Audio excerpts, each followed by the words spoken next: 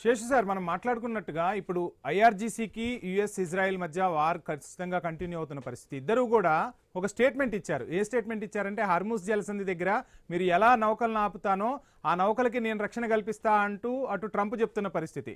ఎట్లా మీరు రక్షణ కల్పిస్తారో అక్కడికి వచ్చిన తర్వాత పరిణామాలు ఏముంటాయని చెప్పి ఐఆర్జీసీ కూడా ఆ హర్ముజ్ జలసంధి దగ్గరే మా ప్రతాపం చూపిస్తామని చెప్తుంది. అయితే ఇక్కడ ఒక అంశాన్ని కూడా అటు ఐఆర్జీసీ గుర్తు చేస్తుంది సార్. 1987లో సూపర్ ట్యాంకర్ అని చెప్పి ఒక ట్యాంకర్ ఉంది. దాన్ని బ్రిడ్జిటన్కు జరిగిన ప్రమాదంని ఇప్పుడు వాళ్ళు తెరపైకి తెస్తున్నారు. సో ఏంటి, ఎలా చూడాలంటారు? మొత్తంగా ఇక హర్మస్ దగ్గరే ఈ గొడవ అంతా స్టార్ట్ అవ్వబోతుందా? అక్కడి నుంచే యుద్ధం మరో టర్న్ తీసుకోబోతుందా? ఏం జరగబోతుంది? ఇప్పుడు వంశీ, యా రెడ్ సీలో హౌతీలను ఏం చేయగలిగింది అమెరికా? చెప్పండి. ఏం చేయగలిగింది? వాళ్ళ వాళ్ళ ప్రాక్సీ టెర్రరిజాన్ని అక్కడ ఆపగలిగిందా? తర్వాత ఇప్పుడు హార్మోజ్ లో 33 కిలోమీటర్స్ అంతా కూడా ఇరానియన్ల చేతుల్లోనూ, ముఖ్యంగా ఐఆర్జీసీ చేతుల్లో ఉన్నప్పుడు ఇప్పుడు అక్కడ 700 నౌకలను వాళ్ళు స్టాప్ చేయగలిగారు. ఎన్ని నౌకలకు వీళ్ళు రక్షణ ఇచ్చి అక్కడి నుంచి తీసుకురాగలుగుతారు, ఎంత ప్రమాదం అనేటటువంటి అంశాన్ని కూడా చూడాలా. ఇప్పుడు అమెరికానికి సంబంధించిన ఒక నౌకను వాళ్ళు ఆల్రెడీ అక్కడ పేల్చారు అనేటటువంటి వార్తలు వస్తున్నాయి. అది బయటకు రానిట్లేదు కానీ, బట్ ఇంటర్నేషనల్ మీడియా కూడా కొంత అమెరికాని దాచిపెట్టే ప్రయత్నం ఏదో చేస్తున్నట్టుగా అక్కడ కనపడింది. బట్ ఆ విషయాన్ని బయటికి రానిట్లేదు. బట్ అక్కడ ఇప్పుడు ఆ హార్మోజ్ జలసంధిని వాళ్ళు ముయ్యటం వల్లనే ఖతార్ ఒక స్టేట్మెంట్ ఇచ్చింది మార్నింగ్. ఇవాళ ఏమిచ్చిందంటే, 4-5 వారాల్లో యుద్ధం కంప్లీట్ అవుతుందని నమ్మకంగా ట్రంప్ చెప్పారు. బట్ ఇది గనక ఇట్లనే గనక ఇంకొక కొనసాగితే జరిగే పరిణామం ఏంటి అంటే, ఒక బ్యారెల్ $150 పోతుంది అనేటటువంటి ఒక కీలకమైనటువంటి స్టేట్మెంట్ ఇచ్చారు. అంటే రాబోయేటటువంటి ప్రభావము, ప్రమాదాన్ని వాళ్ళు చెప్పకనే చెప్పినట్లు. అంటే $150 ఒక బ్యారెల్ చమురు వెళ్ళిపోతుంది అని ఖతార్ ఒకటి ఫిక్సేషన్ చేసి పడేసింది. కాబట్టి ఆ ప్రమాదం ఉంది. ఇప్పుడు 4-5 వారాల్లో యుద్ధం ముగుస్తుందా?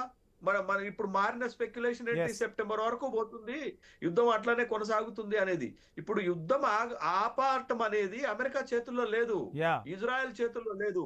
యుద్ధాన్ని కొనసాగించాలన్నా ఆపాలనా అనేది ఖచ్చితంగా ఇరానియన్ చేతిలో ఉంది, ముఖ్యంగా ఐఆర్జీసీ చేతుల్లో ఉంది అనేటటువంటి విషయం చాలా స్పష్టమవుతుంది. అందుకే నేను ఏమన్నానంటే ఇందాక, మధ్యవర్తిత్వం వహించేది ఎవరు, యుద్ధాన్ని ఆపేది ఎవరు?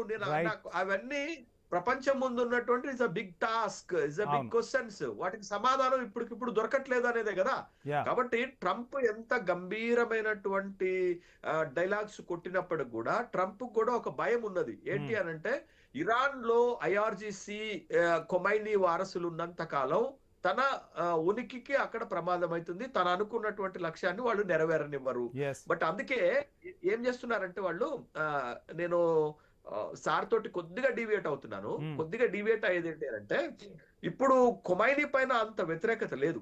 ఈ యుద్ధం ప్రారంభం కాకముందు కొంత అక్కడ ప్రయత్నం చేసింది, సివిల్ వార్ తీసుకొచ్చి ఖొమైనీ ప్రభుత్వాన్ని కూలగొట్టే ప్రయత్నం చేస్తే దాన్ని వాళ్ళు ధీటుగా ఎదుర్కొన్నారు. అక్కడ సివిల్ వార్ ని అణిచివేయగలిగారు.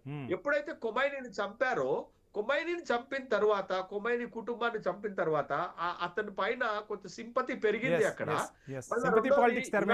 దాడి జరుగుతుంది కదా, ఇరాన్ పైన దాడి జరుగుతున్నప్పుడు ఇరానియన్లు మా పైన దాడిగానే చూస్తారు ప్రతి ఇరానియన్. కాబట్టి ఇప్పుడు ఖొమైనీకి అక్కడ మద్దతు పెరిగింది అనేటటువంటి విషయం. ఆ మద్దతు, ప్రజల మద్దతు ఉన్నంత కాలం అక్కడ ఆ ప్రభుత్వాన్ని తీయటం లేదు. రెండోది, తీస్తే ఆల్టర్నేటివ్ కూడా బలమైన ఆల్టర్నేటివ్ ట్రంప్ దగ్గర లేదు.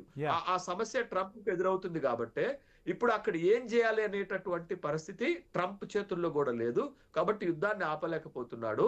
ఒకవేళ ఈ ముజ్దాపాను అంటే ఇజ్రాయెల్ ప్రధానమంత్రి నెతన్యాహు చెప్పారు, ఈ ఖొమైనీ ప్లేస్ లో ఎవరిని తీసుకొచ్చినా చంపేస్తాము, ఎక్కడ దాక్కున్నా చంపేస్తామని చెప్పాడు. అంతేకాదు, మీకు ఇంకో కీలకమైన అంశం చెప్తాను వంశీ.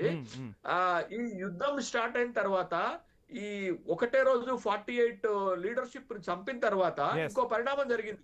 ఈ పెజెస్కియాన్ కంటే ముందు ఇరాన్ కి ఒక బలమైన అధ్యక్షుడిగా ఉన్నటువంటి అహ్మదీ నెజాదిని కూడా చంపారు.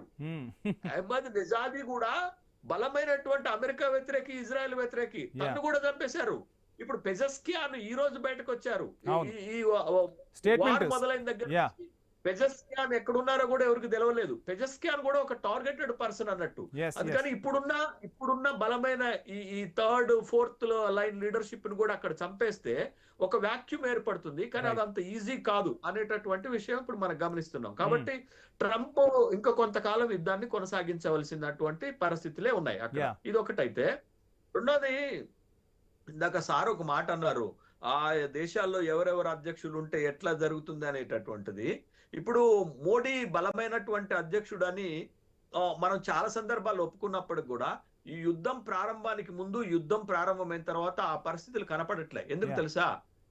సోనియా గాంధీ, రాహుల్ గాంధీ డిమాండ్ చేసిన తర్వాతనే కొమైనీకి సంతాప సభ పెట్టారు. కొమైనీ మరణం పైన ఒక స్టేట్మెంట్ ఇవ్వగలిగింది. ఆ పాయింట్ 1. పాయింట్ నెంబర్ 2 ఏంటి అని అంటే, ఈ మనకి మిలాన్ 2026 లో పాల్గొనడానికి విశాఖపట్నం వచ్చినటువంటి IRIS దేనాని అంతర్జాతీయ చట్టాలకు అనుగుణంగా దాన్ని పేల్చివేశారో, అంటే భారతదేశానికి అవమానం జరిగినట్టుగా ఫీల్ అవ్వాలి మనం అది. బట్ మన దగ్గర మనకి శ్రీలంక బార్డర్స్ లో ఉన్నటువంటి సందర్భంలో భారత్ సహకారం లేకుండా దాన్ని కొట్టగలిగిందా అనేటటువంటి ప్రశ్నలకు సమాధానం లేకపోగా, రెండోది మోడీ పైన ఒక అనుమానాలు వస్తున్నాయి. ఏంటి అనంటే, మోడీ ఇజ్రాయెల్ పార్లమెంట్ లో మాట్లాడి వచ్చిన తర్వాతనే ఈ విధమైన దాడులు జరిగాయంటే మోడీ అనుమతి కూడా ఉందని ఒక అపోహ మాత్రమే, ఒక అపోహ ఉంది. దీనికి ఇంకొక బలం ఏంటి తెలుసా వంశీ?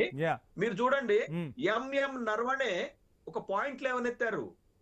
4 స్టార్స్ ఆఫ్ డెస్టినీలో ఒక పాయింట్ లేవనెత్తాడు. గాల్వన్ లోయలో సంఘటన జరుగుతున్నప్పుడు మాకు స్పష్టమైన డైరెక్షన్లు ఇవ్వటంలో ఈ దేశ ప్రధానమంత్రి వైఫల్యం చెందారు అని చెప్తే ఆ బుక్ బయటకు రావటం లేదు కదా, అదొక సంఘటన. ఇప్పుడు వైఫల్యం చెందారని చెప్పారా? మీకు అక్కడ ఉన్న పరిస్థితుల ప్రకారం వెళ్ళమని చెప్పారా? అట్లా నేను అంటున్నా, అది కాదు వంశీ. సార్ ఏమన్నారు, రాహుల్ గాంధీ లాంటి వాళ్ళు ఉంటే అన్నారు. బట్ మోడీ ఉన్నదే జరుగుతుంది కదా. బట్ మోడీ మాట్లాడదాం సపరేట్ చేసి వాళ్ళు బలమైన వాళ్ళు, ఒకళ్ళు బలహీన వాళ్ళు అనేటటువంటి ప్రశ్న కాకుండా మోడీ పైన కూడా అనేక అనుమానాలు వస్తున్నాయి, అనేక అపోహలు వస్తున్నాయి. వాటిని కూడా మనం పరిగణలోకి తీసుకోవాలి. మాట్లాడదాం అక్కడ కాదు, అసలు దేశంలో ఈ యుద్ధం గురించి మాట్లాడదాం. రామ్మోహన్ రావు గారు వాయిస్ తీసుకుంటాను ఒకసారి. ఒక్క మాట, ట్రంప్ ఎవరు టు డిక్టేట్ ఇండియా? ట్రంప్ ఎవరు ఇండియాని డిక్టేట్ చేయడానికి? మీరు 30 రోజులు క్రూడ్ ఆయిల్ రష్యా నుండి దిగుమతి చేసుకోండి, ఎందుకంటే హార్మోజ్ లో అక్కడ ఇన్స్టాల్ అయ్యి. ట్రంప్ ఎవరండి? ట్రంప్ ఎందుకు ఇండియాని డిక్టేట్ చేస్తున్నాడు? ఇది ఆత్మగౌరవానికి సంబంధించిన అంశం వంశీ. ఇది అంత ఈజీ కాదు. ట్రంప్ ఎవరు చెప్పడానికి? మీరు 30 రోజులు క్రూడ్ ని రష్యా నుండి దిగుమతి చేసుకోండి. నిన్న మన డిబేట్ లోనే పెంటపాటి పుల్లారావు గారు కూడా ఈ విషయం గురించి మాట్లాడారు. శేషు సార్, నేను ఒక వివరణ ఇచ్చే ప్రయత్నం చేస్తా. ట్రంప్ ఎవరు to dictate India? What amount of crude import from Russia? ఎప్పుడు తీసుకోవాలా, ఎంత తీసుకోవాలా? శేషు సార్ ఒకసారి